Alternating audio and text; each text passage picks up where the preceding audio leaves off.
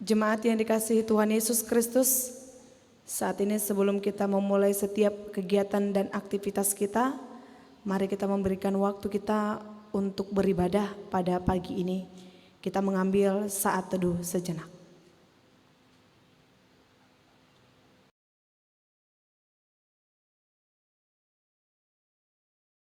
Amin.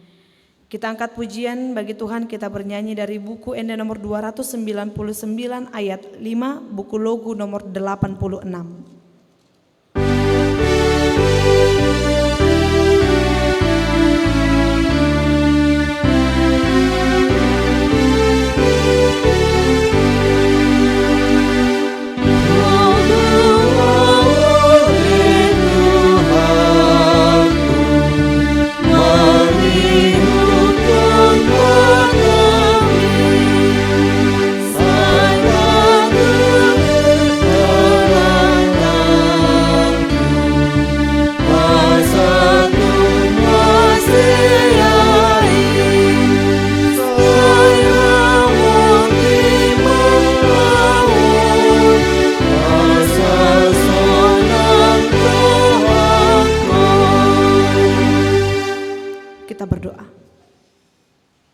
Terpuji termulia nama-Mu ya Tuhan Allah kami, yang kami kenal dan kami sembah melalui anak-Mu Tuhan Yesus Kristus, yang memberkati kami, yang memberikan kami waktu dan kesempatan hingga pada pagi ini. Engkau memberikan kami nafas kehidupan. Dan saat ini Tuhan, sebelum kami berangkat untuk melanjutkan setiap tugas kami akan mendengarkan firman-Mu yang menjadi kekuatan kami, yang menjadi peneguhan iman kami. Untuk itu Tuhan berkati kami, ajari kami dan bimbing kami. Berfirmanlah Kau Tuhan, kami telah siap untuk mendengarkannya. Di dalam nama anak-Mu Tuhan Yesus kami berdoa dan mengucap syukur. Amin. Shalom dan selamat pagi untuk kita semua. Kiranya di dalam sukacita dan penyertaan Tuhan kita boleh bertemu di dalam ibadah pagi ini. Saat ini sebelum kita memulai seluruh aktivitas kita akan menerima sapaan firman Tuhan pada pagi ini yang tertulis di 1 Tesalonik 4 ayat 16. 1 Tesalonik 4 ayat 16. Demikian firman Tuhan. Sebab pada waktu tanda diberi, yaitu pada waktu penghulu malaikat berseru dan sangkakala Allah berbunyi, maka Tuhan sendiri akan turun dari sorga, dan mereka yang mati dalam Kristus akan lebih dahulu bangkit.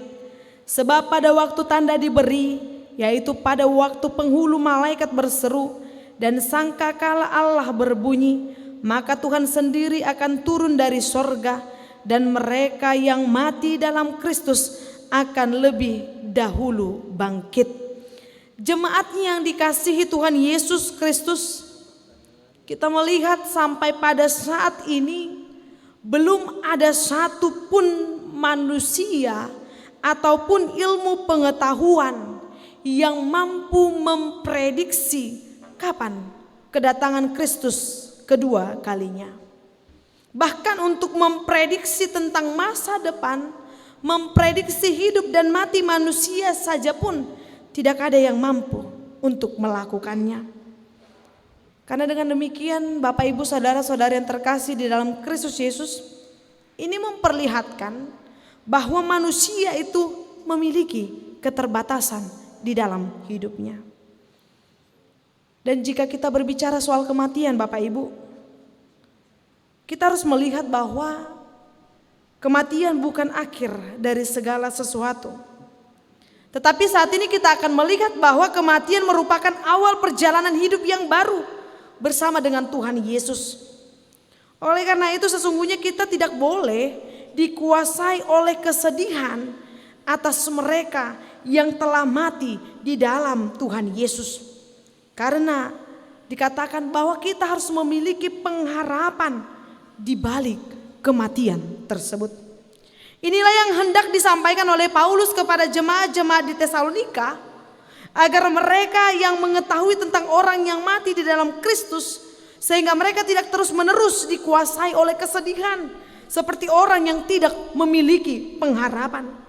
Tetapi mereka harus menunjukkan bahwa sebagai orang percaya, Mereka harus berpengharapan bahwa di balik kematian itu akan terpancar kehidupan yang indah dan masa depan. Dan mereka akan bersama dengan orang-orang yang mereka kasihi sebagai orang-orang percaya bersama dengan Kristus di tempat yang telah Dia persiapkan. Jemaat yang dikasihi Tuhan Yesus Kristus, sesungguhnya ini menjadi penghiburan yang luar biasa bagi mereka, bagi kita sebagai pengikut Kristus yang ditinggalkan oleh orang-orang yang kita kasihi yang telah pergi meninggalkan kita.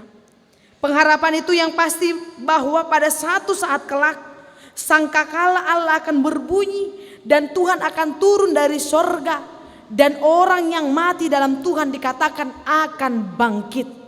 Orang yang kita kasihi itu nanti akan hidup lagi dengan tubuh yang baru, tubuh kebangkitan sama seperti tubuh Kristus yang bangkit itu.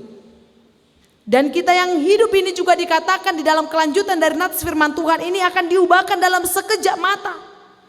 Dan kita akan memiliki tubuh kebangkitan yang sama dengan Tuhan Yesus Kristus. Dan kita akan diangkat bersama dengan mereka menyongsong Tuhan di angkasa bersama-sama dengan Tuhan selama-lamanya. Bapak Ibu, saudara-saudari yang terkasih dalam Kristus Yesus, pengharapan yang pasti itu membuat kita tidak lagi berduka cita seperti orang-orang yang tidak berpengharapan, yakni orang yang hatinya tidak sungguh-sungguh percaya kepada Tuhan Yesus Kristus. Karena bagi mereka kematian adalah akhir dari segalanya dan ujungnya adalah kematian kekal di dalam neraka. Sedangkan bagi kita pengikut Kristus dikatakan bahwa akhir dari kematian itu adalah kehidupan yang baru bersama dengan Tuhan Yesus Kristus. Di dalam langit yang baru, di dalam bumi yang baru, di dalam kota Yerusalem yang baru.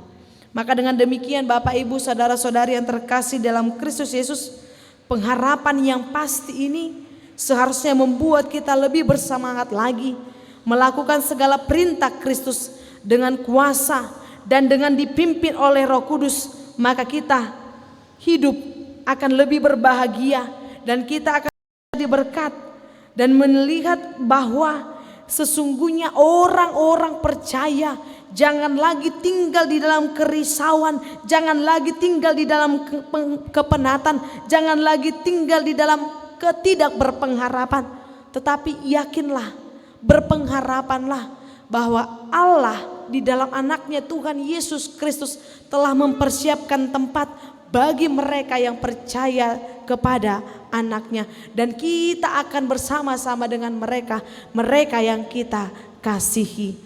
Amin. Kita angkat pujian bagi Tuhan. Kita bernyanyi dari buku ini nomor 341 ayat 6.